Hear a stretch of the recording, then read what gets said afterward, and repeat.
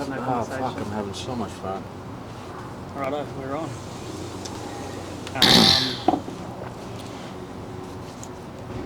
Hey guys, Dylan from Kalama Performance Australia here with Dave Kalama. Dylan? Going away from the foil subjects a little bit now and heading into stand-up paddle, where you've come from, and that's where I came from. That's where I started in the industry with stand-up paddle. And just want to talk a little bit about the range of performance SUPs, because I've been competing on them now. We're coming up to 12 months since I got my 10 and my 9, and I went to Indonesia, and some of the waves was just incredible. But I sort of just want to have a talk about how, skip the part how we went to really short boards, but we're sort of back to the longboard style. Why does Kalama Performance, why do you only make the longboard style surf SUPs? There's a very clear, simple answer to that. And that is because when I made shorter ones and I went out and surfed them, I looked like a spastic. Because it's like when you're on a shorter board, meaning 8.6, 8, 7.6, whatever it is, in your mind, or at least in my mind, it's like, all right, I gotta tear and rip and gouge and just kill everything, right? Yeah. And I found that my surfing just looked forced and angry. Yeah. And I could feel it. Yeah. And that's kind of when I came to the realization that when I got back on my 9s or my 10s or even more so my 11s, it's so much more suited my style of how I wanted to ride. Yeah.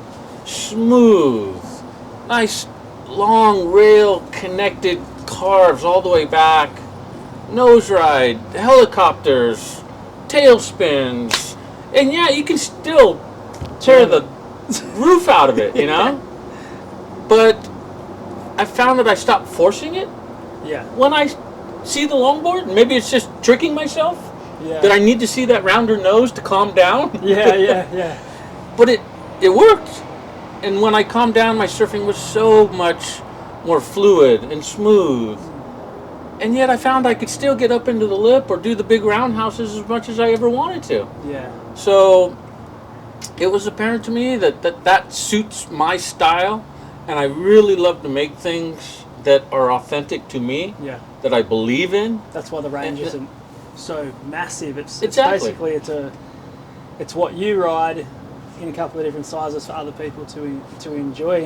And I think for me, like, that's a bit of like a nice moment. When I walk into my shed, my whole rack is now Kalama boards, and it's just like I'll just go through my range real quick. Like I've got the 10 foot 28, sorry. Yep. 10 by 20, 121 litre 10 footer, which I absolutely love. I've competed on it for a handful of times this year and placed podium or first each time, which I'm super stoked about.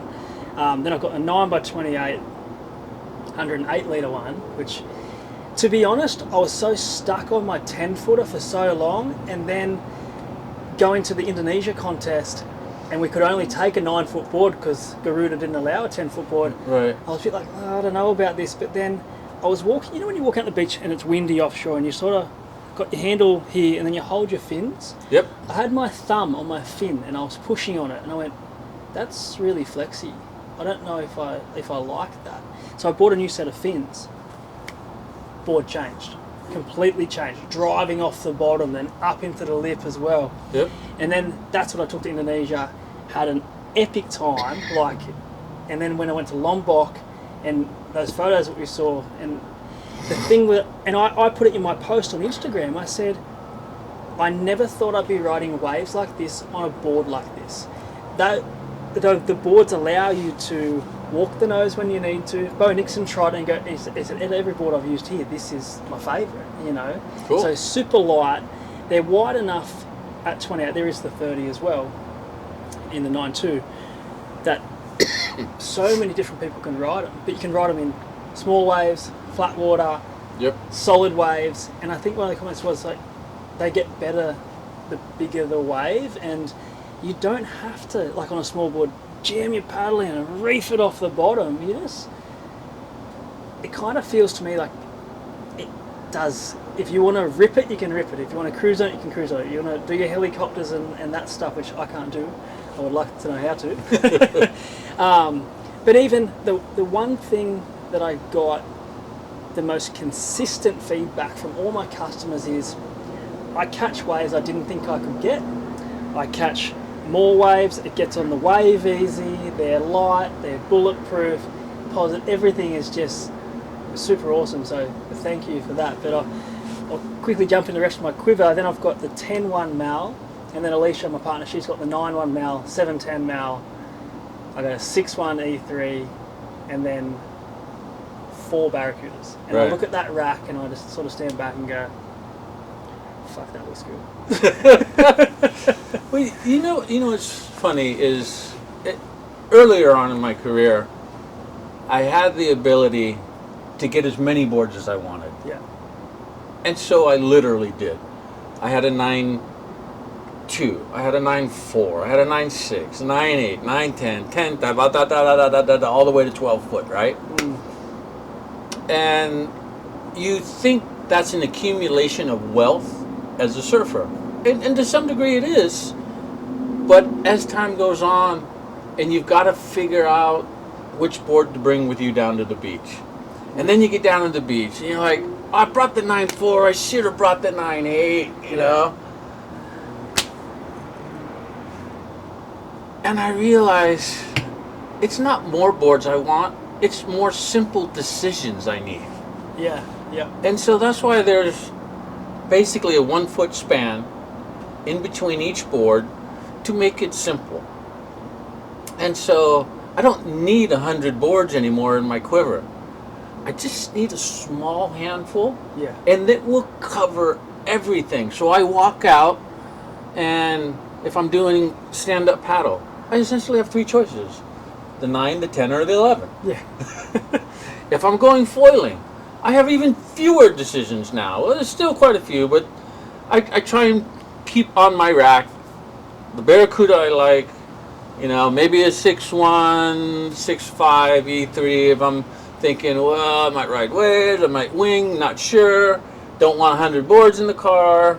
This board will kind of suit all if I need to, right? If I'm going longboarding, it's the same thing, And I want to keep it as simple as possible. So in that mindset, that means I need the board to have a very versatile, I need the board to have a really versatile kind of range to it. So it's like like the quiver killer. You've got a quiver killer board that does so many different things. It's not an accident. It's It really is designed to handle the broadest range you possibly could encounter and ride all of it really well. So what's your favorite SUP board to ride in the surf? If you had to pick one. If I had to pick one, I would say the 11/28 is my favorite.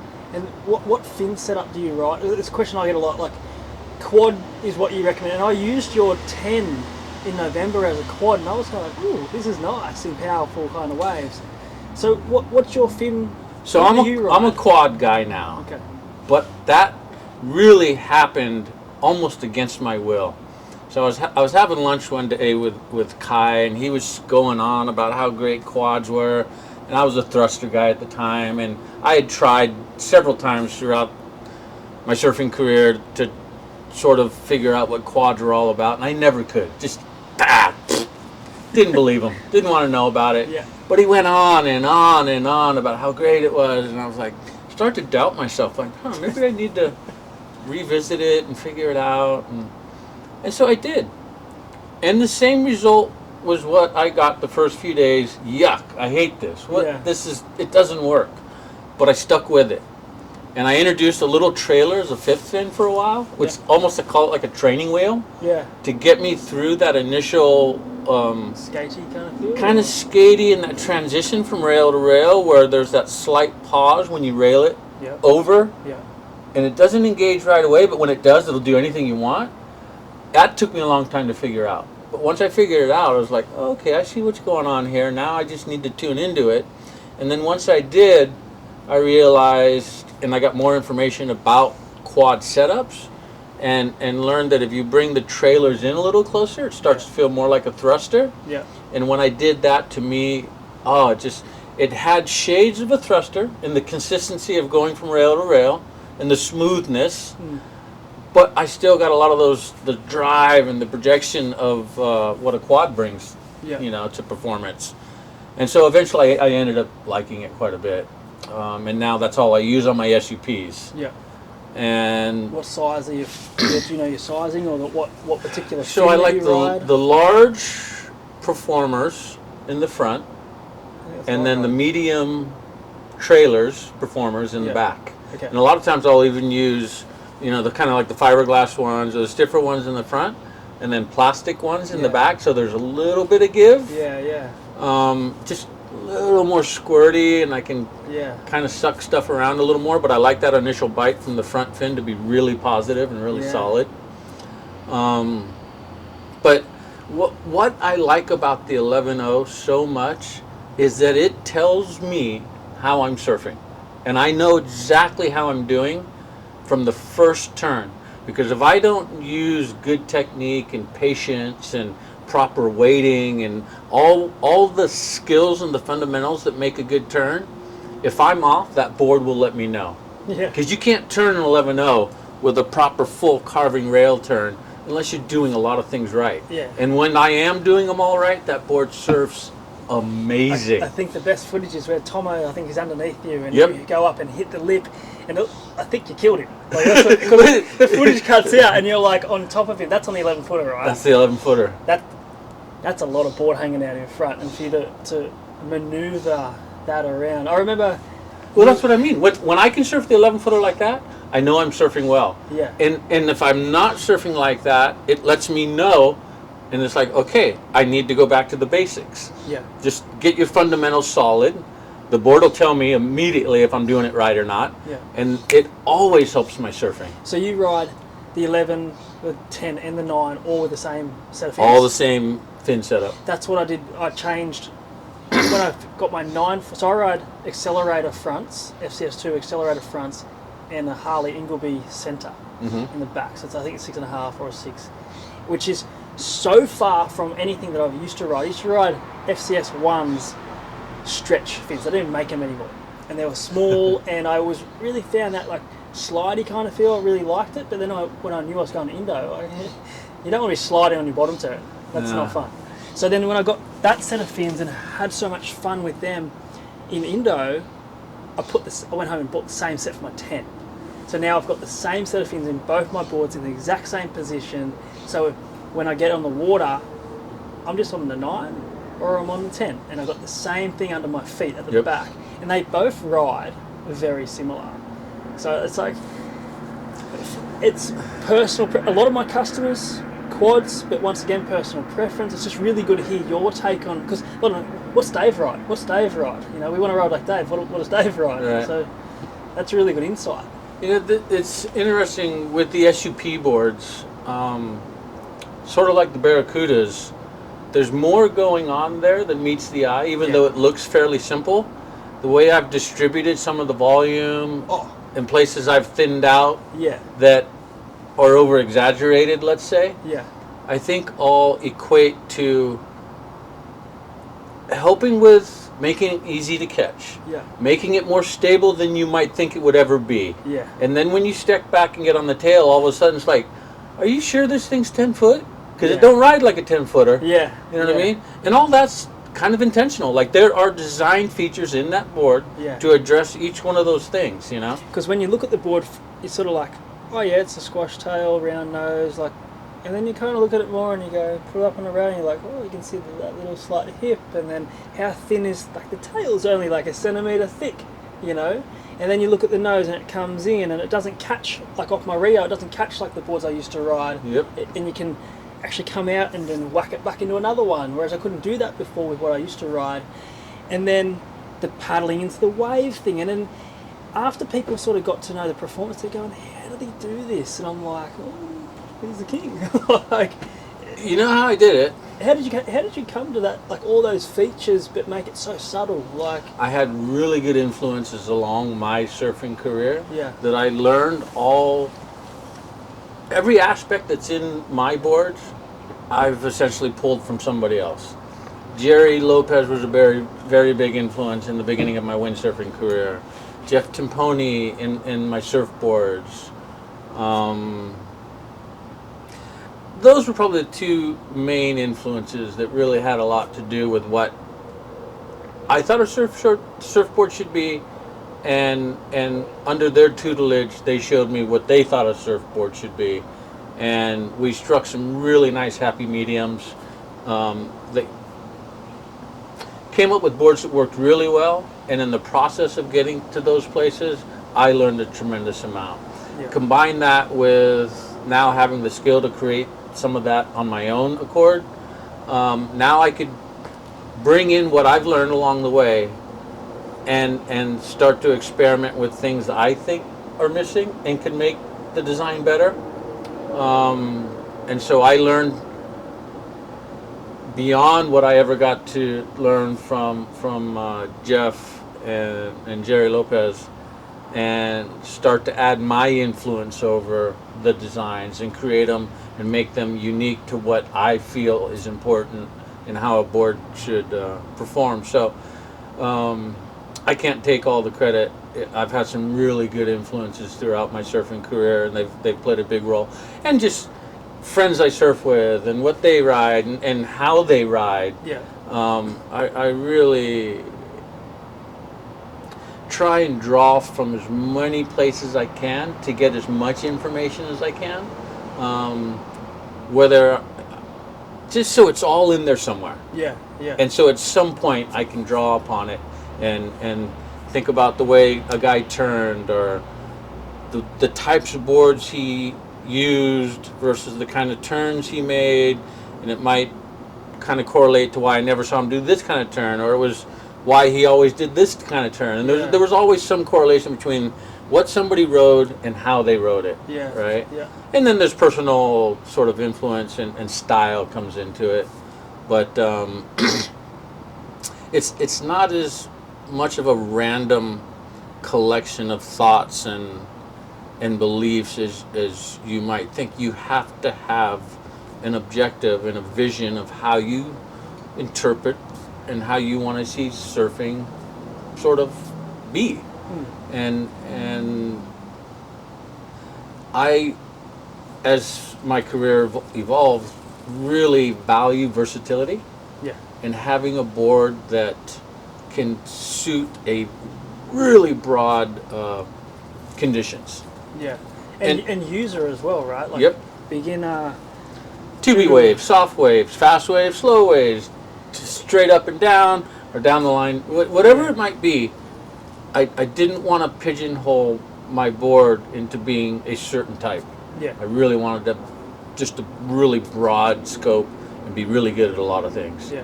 Well, mate, I love them, and I think we'll just quickly go through what sizes are on offer. So we do the 28s, Yep. and then there's a third. And the reason the 28s are the 28s, and I kept it as the board increased, was 28 is my width. Yeah, And I made that 9, that 10, and that 11 because that is exactly what I ride. Yeah. And since I started making those production models, I have not shaped myself an SUP board because I use exactly what you can buy in the store. that's epic, because it's when I first got them and I saw the dimensions and 28. I asked you. I said, "Do you think I could have a custom in a 26?" Or because I was so used to riding 25, 26, and you wrote back, "Just ride my 28 first." And I went like, "Yes, boss," kind of thing. And then I used it and just mind blown. Like, I can't see myself going back because I can use it in so many different conditions.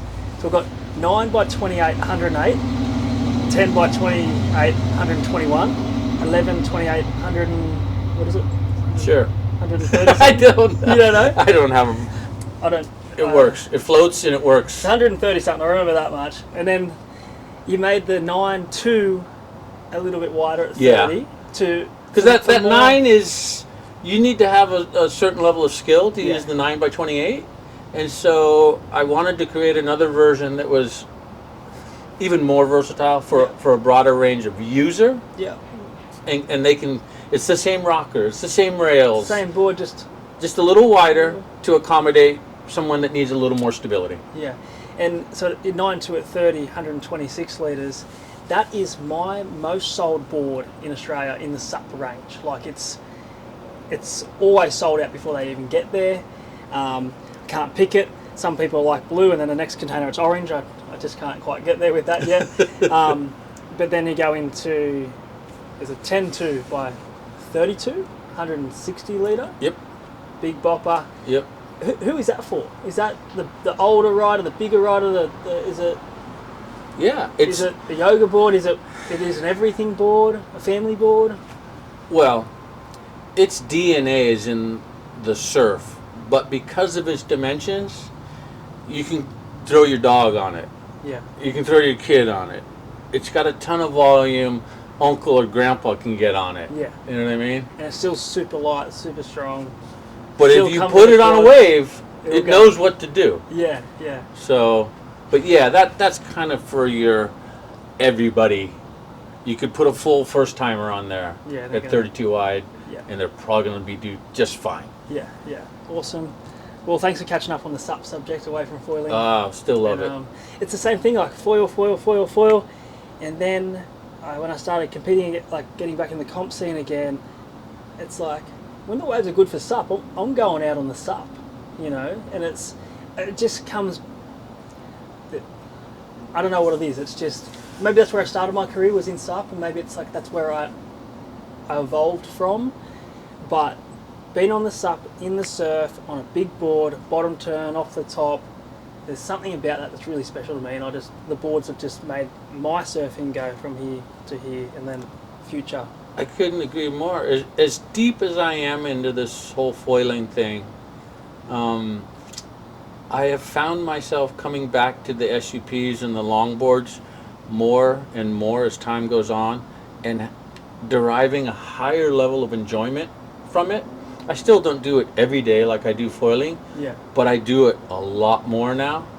And I've found that just by getting those couple days on my longboard and my stand-up, when I get back on my foil again, it has a little bit of renewed freshness, and now Yeah. makes that even better again. Yeah, no, I would have to agree with that, because it's like when in my van at home, when we go to the beach or we go on a trip, like Alicia and I go away, we literally have 2 skateboards, 2 bodyboards, 2 longboards, maybe 3 if we take my 10 as well. We have the 2 SUPs, we have all the foil gear, and everything gets used.